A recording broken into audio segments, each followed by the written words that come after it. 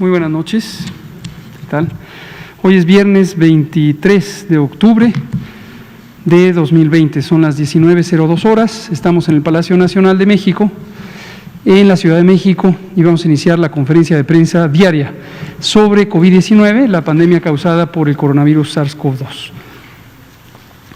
En un momento posiblemente se integrarán mis colegas, tuvieron un contratiempo y participarán en la presentación del informe técnico. Si no alcanzan a llegar, pues lo presento yo. Hoy tenemos un informe técnico un tanto amplio, tenemos la información internacional sobre lo que está ocurriendo en las regiones del mundo. Hoy nos vamos a focalizar a la región asiática del Asia-Pacífico y vamos a tener también la información nacional y posteriormente el semáforo de riesgo COVID con lo que corresponde para el inicio de la siguiente semana.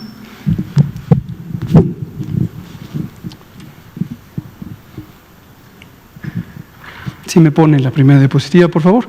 Tenemos 146 días de este proceso de nueva normalidad. Cada vez que lo mencionamos, recordamos en qué consiste la nueva normalidad. Consiste en el proceso gradual de desconfinamiento conforme se alcanzan niveles de menor riesgo de contagios COVID. Sin embargo, y eso es lo que quiero mencionar hoy, que es diferente a lo que mencionamos desde el 1 de junio, cuando iniciamos este proceso de desconfinamiento, puede ocurrir que tengamos un proceso de reconfinamiento. Puede ocurrir, me lo han preguntado ustedes, se los agradezco, y es exactamente lo que está ocurriendo en el estado de Chihuahua. Aquí está el doctor Alomía. Adelante, doctor Alomía, bienvenido. Y lo que está ocurriendo en el estado de Chihuahua es precisamente lo que puede ocurrir. No deseamos que ocurra, nadie desea que ocurra, pero es una realidad que hay que enfrentar, y hay que enfrentar con decisiones técnicas ágiles y bien pensadas. Esta mañana nos preguntaban sobre la estrategia. Quisiera aprovechar para hacer comentario en seguimiento a lo que respondimos esta mañana. Preguntaba una colega periodista, ante el rebrote o el repunte o el retorno de la tendencia ascendente del crecimiento en el número de casos, ¿el Gobierno de México modificará la estrategia? Fue la pregunta. La respuesta es no.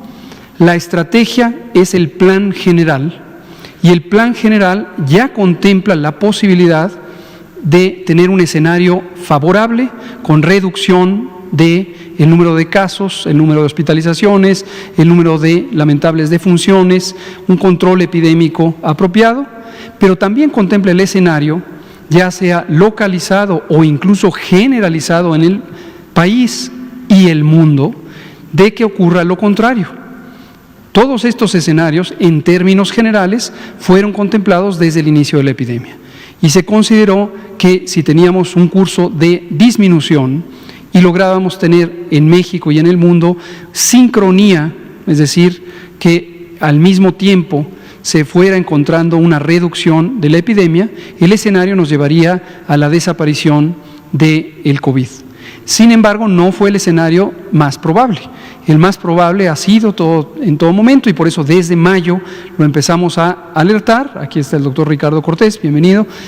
Empezamos a alertar que podíamos tener lo contrario, un momento de repunte o rebrote al momento que tuviéramos la temporada de invierno, la temporada fría, otoño-invierno, que todos los años nos trae el aumento de los casos de influenza. Como influenza y COVID-19 son dos enfermedades causadas por virus diferentes, pero que tienen la misma presentación clínica, con afección de las vías respiratorias y en los casos graves con neumonía, y se transmiten ambas por la vía respiratoria de persona a persona, era lógico suponer que podrían tener un encuentro en el tiempo, y cuando la influenza empezara a aumentar, también COVID-19 empezara a aumentar. Esto ya está ocurriendo desde el mes de agosto o fines de julio en Europa, en los países europeos occidentales. Enseguida vamos a ver Asia-Pacífico y vamos a ver que también ocurre en algunos de estos países, y podía pasar en México, está pasando también en Estados Unidos y está pasando en Canadá. Entonces, para que tengamos claro, no se trata de cambiar la estrategia en el momento que uno percibe que las cosas van mal.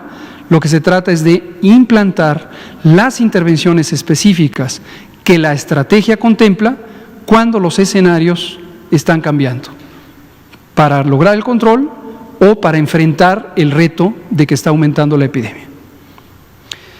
Vamos a pasar al primer segmento que presentaré yo, enseguida el doctor Alomía retomará sobre el panorama nacional. Aquí tenemos la región Pacífico Occidental, esto es la región del Asia en la parte sur occidental, y es una región que se ha caracterizado por tener comparativamente con otras regiones del mundo, una menor intensidad de casos registrados, es decir, un menor número de casos que ocurren diariamente. Las razones son varias, algunas permanecen en incógnita, pero existen algunos elementos que tienen que ver con la organización social, con la disciplina de las sociedades y también con los comportamientos. En la región de Asia, en particular, algunos países como Japón, como Singapur, tienen algunas costumbres bien establecidas a nivel social de conservar medidas de higiene básicas en la transmisión respiratoria. El uso de cubrebocas, el lavado de manos, el distanciamiento, son elementos que en la cultura asiática se han identificado ya desde antes en algunos países. No es la generalidad, no todos los países de la región tienen este tipo de comportamientos y no debemos asumir, a menos que haya una evidencia clara, que este tipo de elementos juegan un papel directo en el control de la epidemia. También se especuló, esto fue meramente especulativo, que la intensidad en el uso de las pruebas diagnósticas al inicio de la epidemia podía haber explicado esto. Sin embargo, existen otros escenarios comparables en países europeos que también usan los mismos patrones o reglas de operación en el uso de las pruebas diagnósticas por laboratorio y no tienen los mismos resultados.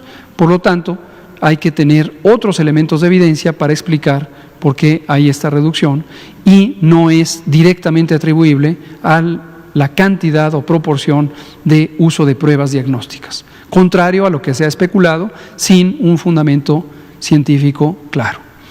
Aquí lo que vemos es la curva epidémica de la región en su conjunto y vean ustedes, a diferencia de la curva europea que hemos presentado o de la curva de la región de América, hay un patrón diferente aquí, un patrón diferente.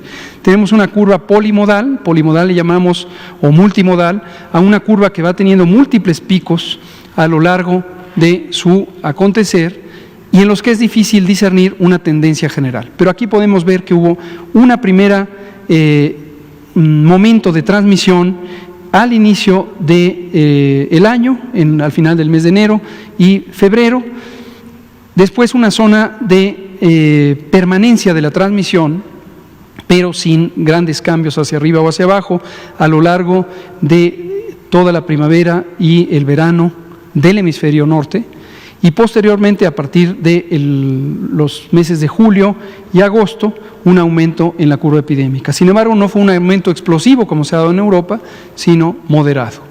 Y ese momento pues se mantiene en esta meseta de estabilidad, pero con una significativa transmisión. 2.1% es la letalidad y 8% de los casos son los de los últimos 15 días. Vamos a ver la siguiente gráfica, por favor. Casos específicos, China, emblemática, porque fue el país en donde se identificó el primer brote, 44 casos de neumonía en Wuhan, en la provincia de Hubei, y tuvimos una epidemia ciertamente explosiva. Este es un término cualitativo que hace referencia a la alta velocidad a la que se van presentando múltiples casos, es decir, la suma de casos ocurre en muy poco tiempo y con un periodo de duración bastante corto. Duró acaso 6 a 7 semanas el periodo de máxima intensidad en la región de Wuhan, en la provincia de Hubei. Importantísimo no perder de vista que aunque estos son los datos de China en su conjunto, prácticamente la región de Hubei fue la que mantuvo transmisión. 95% de los casos registrados en el brote original ocurrieron en la provincia de Hubei, en una zona que tiene aproximadamente 65 millones de habitantes. 65. El conjunto de China tiene cerca de 1.300 millones de habitantes. Entonces, toda comparación que se quiera hacer de China en su conjunto con respecto a lo que ha ocurrido en otras partes del mundo, debe tener presente que en realidad la comparación es Hubei contra alguna parte del mundo. Hubei, una provincia con 60 millones o 65 millones de habitantes. No el país en su conjunto, que tiene 1.300. No porque los datos no pertenezcan al conjunto de China, sino porque la enorme mayoría de los casos, más del 95%, ocurrieron en Hubei. Y esto es relevante también porque el gobierno chino, y esto lo supimos de fuente directa en conversaciones con el embajador de China en México, tuvieron un modelo de contención ciertamente extremo. Y esto fue una decisión que China tomó, el gobierno chino, y que les permitió disminuir la transmisión de una manera acelerada. También es importantísimo considerar, como lo hemos explicado en otras ocasiones, que la realidad socioeconómica, la capacidad de abastecimiento, la dinámica social, la realidad demográfica, etcétera, política incluso de cada país, determina el margen de maniobra, la diversidad de las intervenciones. En el contexto específico de China, les fue posible este modelo de contención extrema. Posteriormente, han tenido mínima transmisión. Hace aproximadamente 3 meses, China había declarado o decretado formalmente la eliminación de COVID-19 en el territorio chino. Posteriormente, han tenido un pequeño momento de rebrote y otra vez entrar en una fase de control. Mucho por aprender de la experiencia china, pero también muchos elementos que difícilmente podrían replicarse en otras partes del mundo, incluido México, por supuesto. La siguiente. Aquí está Japón, muy diferente. Vean ustedes las diferencias enormes entre las curvas epidémicas. Japón entró a la epidemia posteriormente, 2 meses después que lo hizo China. Tuvieron un brote original que se extendió por mayor tiempo. Vean ustedes la amplitud de la base de esta curva epidémica, que se proyecta prácticamente desde finales de marzo hasta finales de mayo. Y posteriormente pasa a una fase de mayor control. No desaparece la epidemia, no desaparece, y semejante a Europa Occidental, tienen, aunque más temprano que Europa Occidental, a finales de junio, un rebrote de magnitud mucho mayor, aproximadamente 2.5 veces el brote original. Y ahorita están en este punto, en una meseta prolongada que ha venido prácticamente desde el inicio de septiembre, sin ir para arriba, sin ir para abajo. La siguiente. Vean ustedes la etiqueta que se presenta en cada gráfica de la clasificación de la Organización Mundial de la Salud que hemos comentado. Puede haber transmisión comunitaria, conglomerado de casos o otras condiciones. La siguiente, por favor. Aquí tenemos la República de Corea. Corea del Sur tiene nuevamente, todos estos están por millón de habitantes. Es una comparación equilibrada, aunque tienen distinta cantidad de casos. Se está comparando por millón de habitantes, es decir, como si tuvieran la misma población. Corea tuvo la misma experiencia muy semejante a la que tuvo China originalmente, con una curva epidémica más corta, más pequeña, también de 6 semanas, un brote muy explosivo, posteriormente una etapa de control, pero con una persistencia un poco mayor de la cantidad de casos por millón de habitantes, y hasta agosto se había mantenido en control. Desde la mitad de agosto en adelante tuvieron este segundo pico, pero esta ola epidémica es menor a la inicial, a diferencia de Japón o a diferencia de los países europeos. La siguiente. Otra experiencia, Australia, es parte de la región Asia-Pacífico, perdón, de la región Pacífico, en este caso en un continente diferente, Oceanía, pero la ponemos en la misma región, porque es la misma región del mundo, el Pacífico Occidental. Y vean ustedes cómo otra experiencia de 2 curvas epidémicas, de 2 picos. Este es semejante también a lo que ocurrió en Japón, Corea y también en Europa está ocurriendo, pero con distintas magnitudes. Ya no entro en detalles, es bastante obvio que tuvieron un periodo mucho más corto de control sin que desaparezca la epidemia, y después tuvieron una segunda curva que ha sido más amplia, pero de una intensidad relativamente semejante a la inicial. La siguiente. Otra experiencia, Singapur, un poco la misma idea. A finales de marzo tuvieron el inicio después tuvieron un lento progreso hacia llegar al control, una curva epidémica mucho más amplia, prácticamente de 3 meses, es decir, 12 semanas, que experimentó un rebrote. Y aquí ilustramos lo que algunas personas han tenido la inquietud de si se puede hablar de rebrote cuando todavía no acaba el primer brote. Claro que se puede hablar. De rebrote hablamos cuando cambia la trayectoria y ahora empieza a aumentar los casos, pero todavía estaban lejos de haber llegado al control del brote inicial. La siguiente. Esto ya se lo dejamos al doctor Alomía. Hasta aquí la información de una región, Asia-Pacífico y Oceanía, Pacífico Occidental, con el mismo propósito, ilustrar lo que pasa en otros sitios del mundo y tener en perspectiva lo que puede estar pasando en México, cómo puede ser muy diverso el acontecer epidémico en cada país y en cada región. Doctor Alomía, por favor. Con su permiso, señor subsecretario, muy buenas tardes a todas y con todos. Continuando con la presentación de esta vespertina, tenemos ahora la actualización de nuestra curva epidémica nacional. En este caso es una curva que está representada por barras, en este caso barras apiladas, porque integran diferentes grupos, componentes en cada una de ellas. Podemos ver precisamente la distribución por semana epidemiológica de las más de 2.269.000 personas que hasta el momento ingresaron a protocolo de estudio por ser casos sospechosos. En el caso de las barras de color verde están distribuidas las más de 1.058.000 personas que para el corte del día de hoy dieron ya negativo a la prueba confirmatoria del virus SARS-CoV-2 y por lo tanto se descartan como casos de COVID, pero también podemos ver la distribución en las barras de color café en la parte baja a las 880.775 personas que para el día de hoy conforman los casos confirmados acumulados de COVID-19.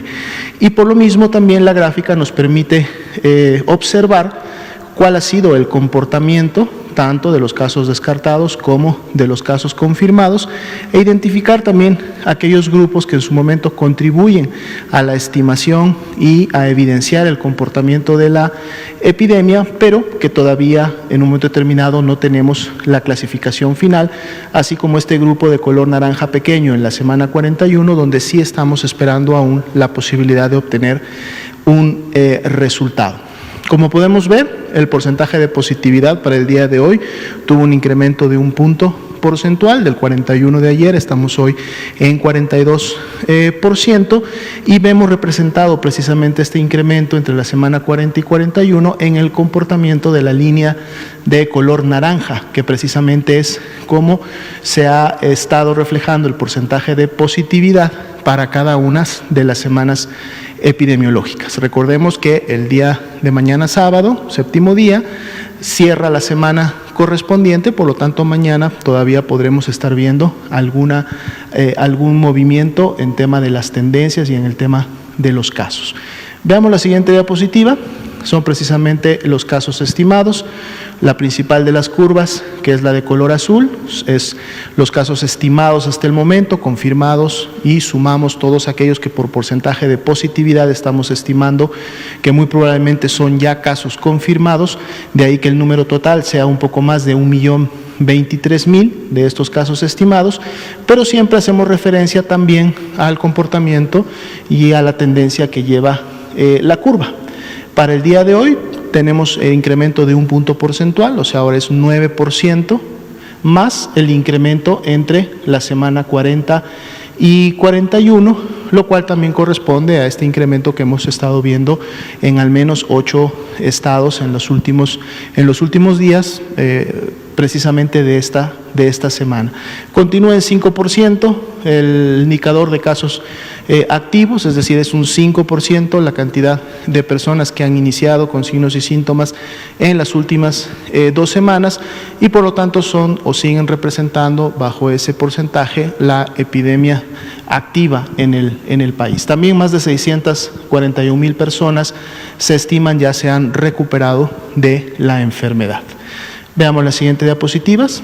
Ahora tenemos el comportamiento de las lamentables defunciones que hasta el momento han ocurrido. Para el día de hoy suman ya 88.312 confirmadas y, como ustedes saben, tenemos otros 3 grupos también de estas defunciones que están esperando o un resultado de laboratorio o están esperando el resultado de la dictaminación clínico-epidemiológica que las podrá o confirmar o descartar, al igual que lo hace una prueba de laboratorio. Si vemos un poco el comportamiento de todas ellas, es decir, todas las defunciones, independientemente del laboratorio, vemos que continúa, en este caso sí, el descenso del comportamiento de esta curva y por lo tanto la tendencia que evidenciábamos ya por 14 semanas, manteniéndose todavía en menos 6% la diferencia entre la semana 40 a la 41. Veamos la siguiente diapositiva. Tenemos la ocupación hospitalaria de camas general, 32% a nivel nacional, y este porcentaje básicamente se ha incrementado en los últimos días a consecuencia de 3 entidades que inclusive han superado el 60% de ocupación de camas generales, como son Chihuahua, Durango y Nuevo León. Las demás entidades todavía alrededor del 50% o por debajo de este nivel. Si vemos la siguiente diapositiva, donde están las camas con ventilador, 26% la media nacional, y en este caso sí es solamente el estado de Chihuahua el que supera la mitad de sus camas, y de hecho en ambos casos se está prácticamente acercando a este nivel de seguridad que hablábamos de un 70%. En este momento ya se encuentran operando diferentes mecanismos desde la Secretaría de Salud a través del INSABI, el Instituto Mexicano del Seguro Social, la SEDENA, para llevar a cabo todas aquellas actividades que lleven a expandir y reconvertir camas necesarias para que estos porcentajes de ocupación no vayan a incrementarse en un nivel que en su momento generen la saturación en toda la entidad. Vamos a estar informando también sobre estas acciones en los siguientes días y lógicamente vamos a ver representado la mejora a través del seguimiento de este indicador. Veamos el siguiente grupo de diapositivas. Vamos a actualizar, como va a ser ya costumbre todos los viernes, cómo va el avance de la aplicación de la vacuna contra influenza estacional de esta temporada. Para el día de hoy podemos ver que la meta nacional se incrementa en un avance a un 18% en función de la meta cubierta, y podemos ver que en base de los grupos que fueron catalogados como de riesgo o que deben de tener la vacuna, el grupo de personal de salud es precisamente el que veíamos desde las primeras semanas, que había tenido un incremento importante en este avance. El día de hoy vuelve nuevamente a incrementarse, ya es de un 86%, de hecho es el grupo que está más cerca de completar la meta, y eso es una buena noticia porque sabemos que son precisamente los profesionales de salud los que deben de estar lo más protegidos posible antes de que inicie el periodo más alto de transmisión de influenza, que como lo hemos dicho en ocasiones anteriores, sucede normalmente durante el mes de diciembre, enero y febrero. Entonces estamos en un buen momento, pero también es importante que los demás grupos de riesgo puedan lograr la cobertura esperada, o en este caso la meta esperada, para que también estén listos cuando ingrese la circulación importante de influenza, al menos la que se espera en función de temporadas invernales anteriores. Y aquí podemos ver en un momento determinado que sigue la diferente población en riesgo, todas aquellas enfermedades crónico-degenerativas, con 20% ya de un avance, las mujeres embarazadas bastante cerca en este avance, 19%, y bueno, por grupos de edades a lo mejor son los que están en la parte inferior de la tabla con menor avance. Aquí aprovechamos precisamente para hacer un llamado a todas estas personas que integran estos grupos, hacerles un llamado que acudan a las unidades de salud a demandar la vacuna lo antes posible para que la protección sea lo más oportuna. Recordemos que una vez que nos colocamos la vacuna, pueden pasar todavía de 2 a 3 semanas en que se logre el beneficio esperado de la misma, que es prevenir la enfermedad grave y por lo tanto la mortalidad. Si vemos la siguiente diapositiva, vamos a ver solo el avance por entidad federativa. La línea punteada de color amarillo es lo que se esperaría haber logrado para el 21 de octubre, sería un avance de un 23%. Vemos algunas entidades que lo han logrado, una que lo ha sobrepasado y algunas que están en camino a poder lograr este avance. En la medida que semana con semana vayan incrementando las acciones, pues lógicamente pueden tener avances importantes. Y finalmente, la última diapositiva es para siempre recordarle a la población. Recuerden, la Secretaría, en este caso la Secretaría de Salud y las instituciones, es decir, el Sistema Nacional de Salud, hace una inversión importante todos los años. Para esta temporada invernal, más de 36 millones y medio de vacunas que han sido adquiridas por el Sistema Nacional de Salud y que por lo tanto son gratuitas para la población. ¿Sí? El ciudadano, la población, no debe de pagar por la vacuna, sobre todo porque está enfocada a la protección de estos grupos de riesgo. Esta vacuna institucional, es decir, que se distribuye y se aplica en todo el Sistema Nacional de Salud institucional, es gratuita y tiene este nombre, Vaxigrip. Es importante que ustedes lo conozcan porque si ustedes le ofrecen Vaxigrip en alguna unidad de salud y le quieren cobrar por la vacuna Vaxigrip, pues usted está en su derecho de denunciar a esa unidad o a ese grupo de personas que quiere cobrarle por la vacuna Vaxigrip, porque esta es gratuita, proveída por el sistema de salud institucional. Entonces hay que estar muy atentos y busquemos la vacuna en el sistema institucional, dado que tiene todas las garantías para dar una vacuna segura y eficaz. Sería lo de esta noche. Muchas gracias, doctora Lumía.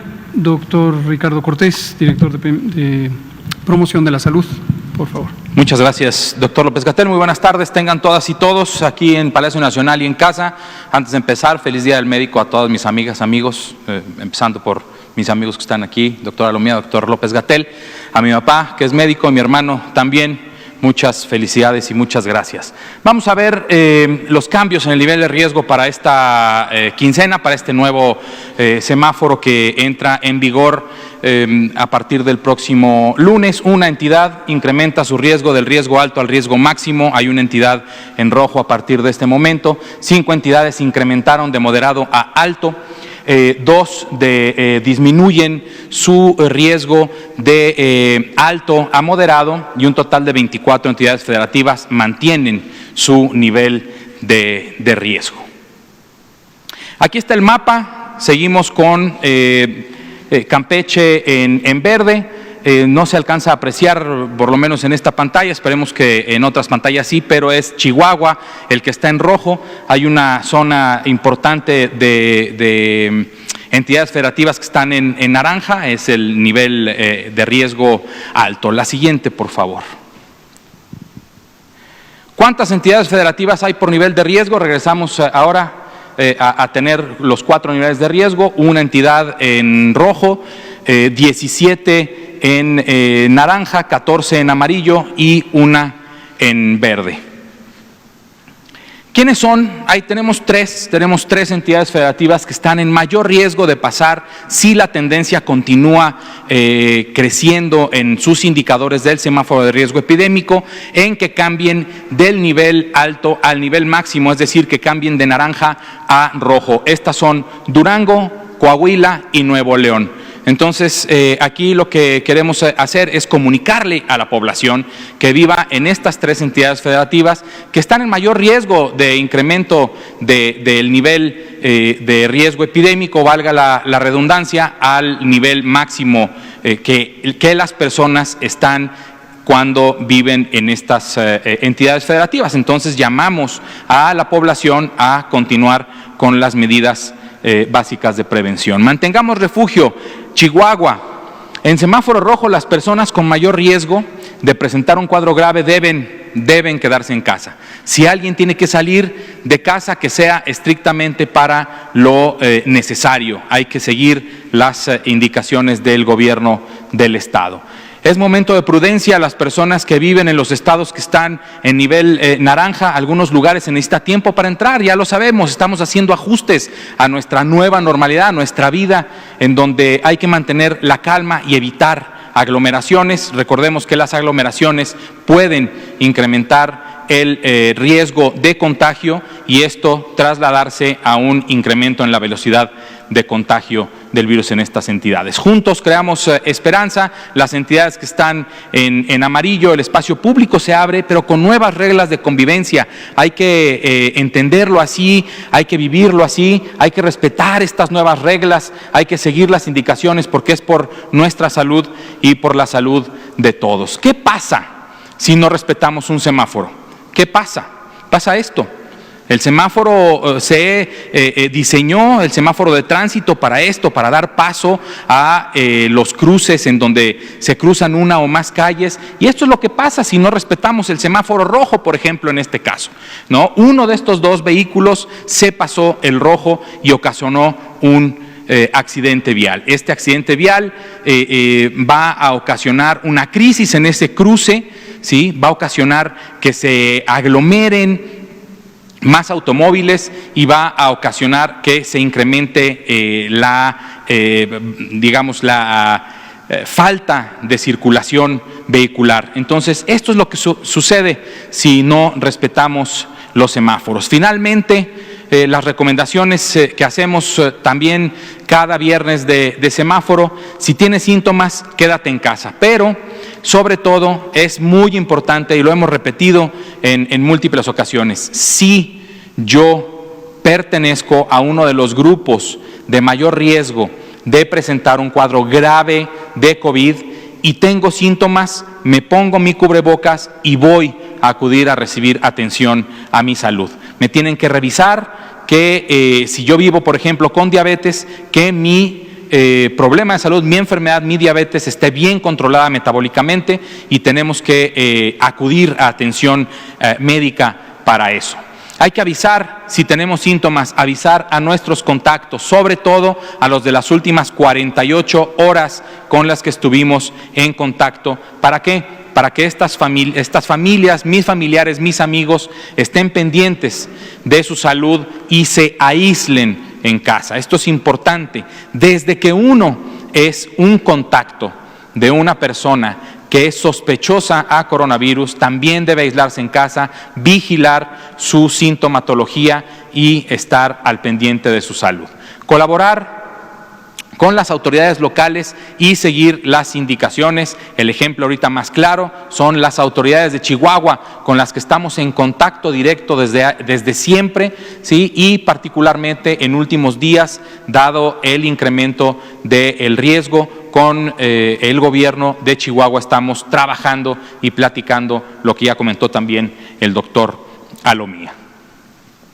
Si tienes síntomas respiratorios y perteneces a un grupo de mayor riesgo, acude a recibir atención inmediata. Y hay que recordar los signos de alarma, los signos de alerta de esta enfermedad: falta de aire, dolor en el pecho, dolor al respirar, fiebre persistente, desorientación, somnolencia, o sea, cuando uno está quedándose dormido y no se puede despertar, y si uno tiene un pulsoxímetro en casa, se revisa, y si la saturación es menor al 93%, es un signo de alerta. Hay que acudir a un hospital de forma inmediata para recibir una revisión completa y la atención a la salud que así lo requiera. Particularmente en este tipo de cuadros, lo que se requiere de inmediato es la suplementación de oxígeno a través de puntas nasales o una mascarilla para que el cuadro no se agrave. Si tienes una emergencia, marca al 911 para que te atiendan.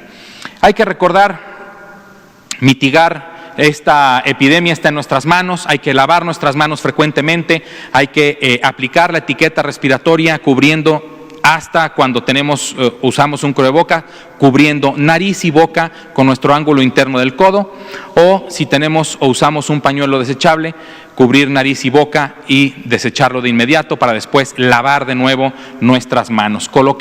Usemos nuestras manos para colocar correctamente el cubrebocas, como nuestros compañeras y compañeros, cubriendo nariz y boca por completo, y utilicemos nuestras manos para no compartir noticias falsas. Hay que recordar, si te cuidas tú, nos cuidamos todos. Muchas gracias.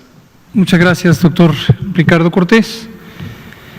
Pues esta es la síntesis de viernes de semáforo. Aquí quisiera solo destacar, antes de abrir a preguntas y comentarios, la importancia, como ya lo señala el doctor Ricardo Cortés, de apegarnos a recomendaciones técnicas, de utilizar el semáforo de una forma juiciosa y de implantar las medidas de prevención y de control que dependen no de los individuos, unas de ellas, sino de que los espacios donde concurren las personas sean apropiadamente regulados. Esta mañana dedicamos algunos minutos precisamente a recordar esta situación, que la recordamos aquí hace unos pocos días. México, el gobierno de México decidió consciente y calculadamente que el diseño de sus intervenciones de control no tomaría a la persona en lo individual, más allá de que sea la multiplicación de personas por millones, pero no es la persona, no es el sujeto individual el que es el responsable de ejecutar las medidas fundamentales de prevención, sino son las acciones administrativas que se dirigen a los trabajos, al sistema educativo nacional, al uso de los espacios públicos. La razón, en una situación de crispación social, de ansiedad, de tensión, es muy importante cuidar que se mantenga la armonía de la sociedad y actuar por persuasión. Hay quien piensa que esto podría ser inefectivo, sin embargo tenemos la evidencia, entre otras, de la movilidad en el espacio público que acabamos de presentar, lo presentó el doctor Ricardo Cortés hace un par de días, en donde, comparado con otros países que han ejecutado acciones coercitivas, en algunos casos con el uso de la fuerza pública, en México alcanzamos niveles iguales o superiores de reducción de la movilidad. Y la consecuencia es que se aplanó la curva epidémica, ciertamente también como resultado de ello tuvimos una epidemia larga. Hemos explicado también múltiples veces por qué no se puede tener una curva plana y que al mismo tiempo sea corta. Necesariamente una curva plana se convierte en una curva larga. Pero también existen intervenciones en las que las personas voluntariamente, si tienen información, pueden actuar en consecuencia, protegiéndose a sí mismas, protegiendo a sus seres queridos cercanos, protegiendo a otras personas no necesariamente queridas o no necesariamente cercanas. Por ejemplo, con el uso del cubrebocas, el propósito es proteger a otras personas. No nos ponemos el cubrebocas para lograr protegernos a nosotros mismos, porque desafortunadamente, como lo hemos explicado en innumerables ocasiones, no es una barrera física de protección individual, no es suficientemente efectivo o eficiente, pero en cambio es una buena barrera protectora de la propagación de las partículas líquidas que llevan los virus de SARS-CoV-2 y otros, también la influenza, a otras personas. Entonces, reiteramos, hay medidas que pueden ejecutar los individuos, el cubrebocas, la sana distancia consciente, el lavado continuo de manos, el quedarnos en casa si tenemos síntomas. Enfatizamos una y otra vez, si se es una persona que tiene 60 o más años de edad, tiene enfermedades crónicas, no se espere, vaya que le evalúen en el hospital para que se sepa si tiene o no complicaciones, se evalúe su riesgo y se establezcan acciones médicas en consecuencia. Vamos a abrir a preguntas y comentarios. Estaba usted desde ayer, luego nos pasamos a Araceli Aranday, ahí nos seguimos. Espérame. Y usted que no había participado. Adelante, y usted también.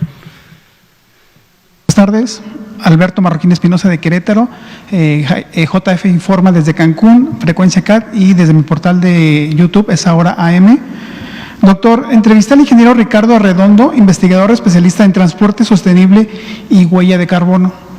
Él nos comentaba que el gran problema en Querétaro fue que las empresas de transporte público decidieron reducir sus pérdidas, reducir frecuencias de paso de unidades de transporte, y al hacerlo las unidades remanentes transportaban al mayor número de pasajeros que podían, y las personas tenían que esperar hasta 1 hora o más. Y de esta forma, pues obviamente, ya piñados en la parada o el acceso al camión, pues el contagio se daba más evidentemente, ¿no? Y aparte que no existían controles de sanidad, incluso para la gente que subía y bajaba el camión, podías entrar sin cubrebocas, no pasaba nada, ¿no? Entonces, eso ha sido evidente en la ciudad de Querétaro. Y obviamente nos comenta el ingeniero Arredondo que el gobierno de Querétaro no compensó esa pérdida de infraestructura con ciclovías emergentes, que es un programa que implementó el gobierno federal, que es lo que le llaman la movilidad 4S.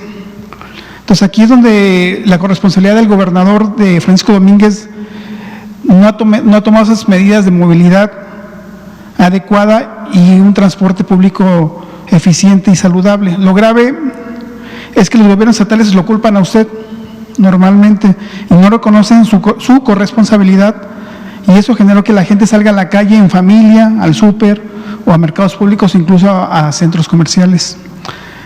Doctor, ¿hay alguna comunicación con usted por parte del gobernador de Querétaro para la estrategia de mitigación de la pandemia? Gracias. Muchas gracias.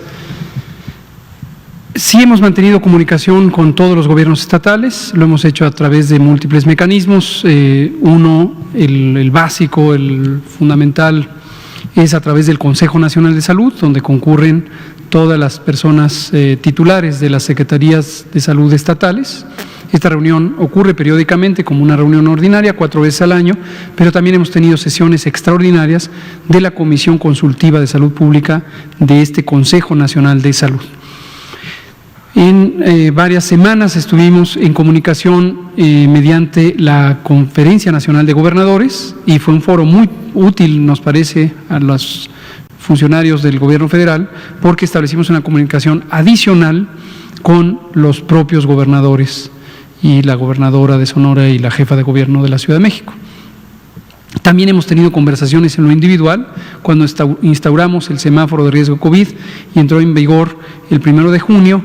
La mecánica acordada fue que nosotros enviamos en el curso de la semana la información preliminar y estamos siempre dispuestos, y se establecen los medios específicos para que ya sea los grupos técnicos, los secretarios de salud o, como ocurrió en múltiples ocasiones, el propio gobernador se comunicaba con nosotros. Con el gobernador Francisco Domínguez hemos mantenido una fluida comunicación, a veces nos hablamos por teléfono en forma directa, nos intercambiamos mensajes y conversamos sobre distintos retos que pueden enfrentar a nivel local en este sentido.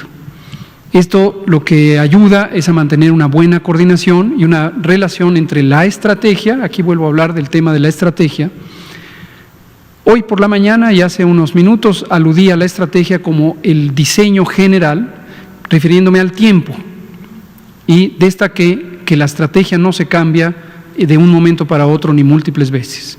Lo que la estrategia tiene es elementos tácticos que le dan flexibilidad y se pueden ir poniendo o modificando de acuerdo a la necesidad, pero el diseño general permanece. Ahora me voy a referir a la estrategia como el aspecto general para el conjunto del país y los elementos también estratégicos pero locales. La responsabilidad general es del gobierno federal, la responsabilidad local específica es de los gobiernos estatales. La buena comunicación no quiere decir que nos tengan que pedir permiso para establecer las distintas intervenciones. Los gobiernos son los liderazgos políticos y administrativos y sanitarios de los estados libres y soberanos. Vivimos en una república federal, entonces cada estado es libre y soberano y cada entidad federativa tiene una autoridad sanitaria al frente, que es el gobernador. No tienen que consultarnos cada elemento. Se espera, y generalmente ocurre, que haya armonía entre el planteamiento general, que es responsabilidad del gobierno federal, y las adaptaciones específicas necesarias. Y considero que en general ha resultado bien. Ahora, sobre lo que usted decía, bueno, un elemento más, que fue lo mismo que le comenté ayer a una colega de Jalisco, que hablaba un poco también de manera crítica, asumo que constructiva, del gobierno de Jalisco. Yo insisto en que la postura de nosotros en el Gobierno de México es de respaldo en general a las autoridades estatales. Es muy difícil juzgar en una situación compleja, tan compleja, de manera un tanto draconiana o extrema, o decir, falló, triunfó. No es blanco y negro, es una situación muy compleja, nadie tiene una fórmula mágica, nadie tiene la solución, Ha habido quien, ayer lo comentábamos a propósito de la comparecencia del secretario en el Congreso de la Unión, en la Cámara de Diputados, donde nos regalaron un libro, comentábamos precisamente este punto. En tiempos tan difíciles pueden surgir falsos profetas, como decía un cantante. Entonces, puede ser el que dice, yo tengo la fórmula y en 6 semanas acabo con la epidemia. Creo que más que eso necesitamos mesura, necesitamos realidad, necesitamos apego a ciencia y a técnica y en general apoyarnos unos a otros. Yo no tengo ninguna opinión negativa del gobernador de Querétaro porque considero que primero es constitucionalmente una autoridad y hay que respetarla. Podemos discrepar en otros temas, pero en salud tenemos que unirnos, ¿no? Ahora, a propósito de lo que menciona, es un elemento muy interesante y lo que se me ocurre es que si la jefa de gobierno de la Ciudad de México está de acuerdo, podemos invitar a su secretario de Movilidad y Transporte, Andrés Layú. ¿Por qué razón? Porque la Ciudad de México dio un ejemplo muy virtuoso, nos parece, de administración del transporte público, de una manera muy rigurosa, muy bien pensada, científica. Hicieron algo que de inicio parecía contrario a la intuición. La intuición de muchas personas es, si hay riesgo de contagio en los transportes, quitemos transporte porque entonces hay menos espacio de contagio, ¿no? Y a veces hay gente que intuye que esa es la manera de conducirse. En la Ciudad de México, lo que hicieron fue exactamente lo contrario. Fue aumentar la oferta de transporte público, pero disminuir los puntos de parada. Específicamente en el Metrobús se aumentó el número de corridas por hora, pero se disminuyó el número de estaciones abiertas. Y eso lo que logró es hacer mucho más expedita la movilidad y por lo tanto reducir el tiempo y la densidad, es decir, la cantidad de personas por metro cuadrado que concurren en el transporte público.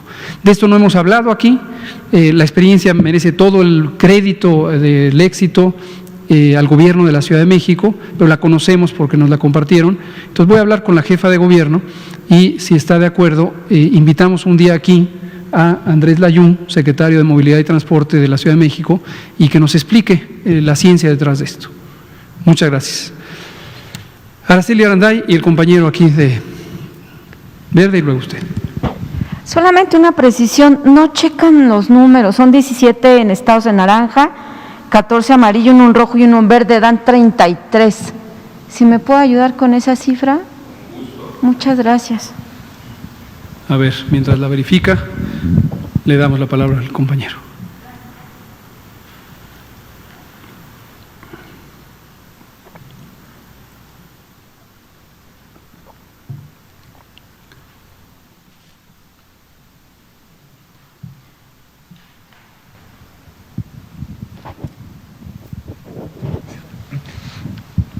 Sí, doctor, buenas tardes, Bogdán Castillo de Televisa. El día de ayer, la Agencia de Alimentos y Medicamentos de Estados Unidos, la FDA, aprobó el antiviral Remdesivir como un tratamiento contra COVID-19. La pregunta es su opinión al respecto y, en su caso, ¿México la estaría aprobando también? Muchas gracias por preguntarlo, me lo preguntó antes otra colega periodista. La respuesta directa es no. Lo que ocurre en la FDA de Estados Unidos, la Agencia de Fármacos y Alimentos de Estados Unidos, es la Agencia de Regulación Sanitaria de Estados Unidos, el análogo de COFEPRIS en México. Es quien determina si se autoriza o no el uso de distintos productos, tanto de alimentos como de medicamentos. Pero no tenemos ningún mandato de la FDA. La FDA tiene responsabilidades en el territorio de Estados Unidos de América y nosotros somos los Estados Unidos mexicanos. Ciertamente la FDA es una agencia de regulación sanitaria de alto nivel de desempeño científico, técnico, y suele ser considerada como un referente. Pero es muy, muy importante distinguir la calidad de un referente a que se tenga que adoptar la decisión de una agencia de regulación sanitaria de otro país. Durante COVID, la FDA ha tomado una serie de decisiones no convencionales, inusuales, en una modalidad de evaluación de productos y de medicamentos que es la modalidad de emergencia. Hay una serie de protocolos específicos para una condición de emergencia en donde se reducen ciertos requerimientos de evaluación en pro de hacer más expedita, más ágil la evaluación de un producto potencialmente útil. O se reduce la exigencia que puede haber sobre la eficacia de un producto. A lo mejor en condiciones ordinarias se valora más que haya un medicamento que tenga una eficacia muy alta, porque no hay un riesgo para la vida o la salud de demasiadas personas. Durante una epidemia, naturalmente, se puede ser un poco menos exigente respecto a la eficacia de un producto, porque cualquier beneficio es bienvenido, siempre que la seguridad sea garantizada. Esto sí es innegociable.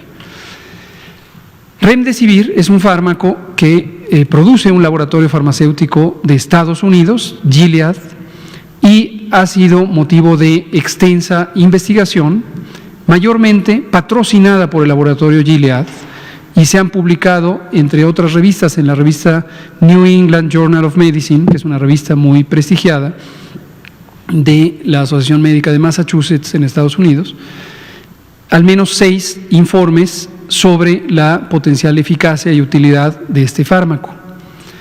También se publicó un reporte en la revista Lancet hace varios meses, y en general tenemos la siguiente panorama.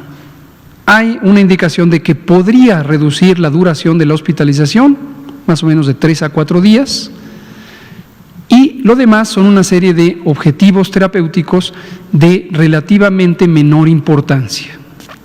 Lo que uno busca principalmente es reducir la probabilidad de muerte, la probabilidad de complicaciones, y son de los objetivos mayores. Recientemente, aquí lo presenté yo mismo, se publicaron los resultados preliminares del ensayo Solidaridad. Este es un estudio de 120,000 personas coordinado por la Organización Mundial de la Salud en varios países. México no participó en el ensayo Solidaridad. Y los resultados, aunque son todavía preliminares y no se han publicado en las revistas científicas correspondientes, lo que muestran es que no hay una utilidad significativa de Remdesivir para los propósitos principales, que son estos: reducir el riesgo de complicaciones, reducir la duración de la hospitalización o reducir la mortalidad. No lo hay, no lo hay. Interesantemente, en México, aprovecho la pregunta para comentarlo, Gilead empezó a distribuir cartas a los médicos, una carta, se las voy a hacer de conocimiento, que las estaban dando a los consultorios médicos, a las asociaciones médicas, donde refuta en esta carta las conclusiones del estudio Solidaridad. Consideramos que esto es inconveniente porque el hecho de que un laboratorio farmacéutico empiece a distribuir información, primero de un producto que no tiene registro sanitario en México, confunde a la población y genera una expectativa falsa de la posibilidad de tener una alternativa de tratamiento. Segundo, refutar un estudio científico a partir de una carta sin mayor evidencia, sobre todo cuando los resultados son preliminares, los del ensayo Solidaridad, también genera una confusión. Si no estuviéramos en una condición de emergencia, a lo mejor tenemos tiempo para este debate, pero no durante una emergencia. Estamos analizando formalmente si el hecho de que Gilead distribuya esta carta es una violación a los reglamentos tanto de publicidad como de productos y servicios, entre otros posibles. No estoy diciendo, ojo, que hayamos llegado a esa conclusión. Lo que estoy diciendo es que lo estamos analizando. De ser así, podría ser acreedor Gilead de una sanción por este comportamiento que definitivamente no es favorable. ¿Y por qué es importante que toda la población lo conozca? Porque Gilead ha sometido en 2 ocasiones una solicitud de autorización sanitaria a COFEPRIS y se ha rechazado, no la solicitud, sino se le ha dado un dictamen no favorable. ¿Por qué razón? Porque los cuerpos correspondientes de COFEPRIS, los comités, han identificado, son personas expertas en distintos campos de la salud, y han identificado que la evidencia no sugiere una utilidad suficiente, una eficacia suficiente. Entonces, la evidencia necesita ser complementada con otros elementos de convicción y se le ha solicitado formalmente a Gilead que traiga esta información y siguiendo los procedimientos de ley se le han dado los plazos correspondientes. Esa es la situación con Remdesivir. Muchas gracias. Por favor.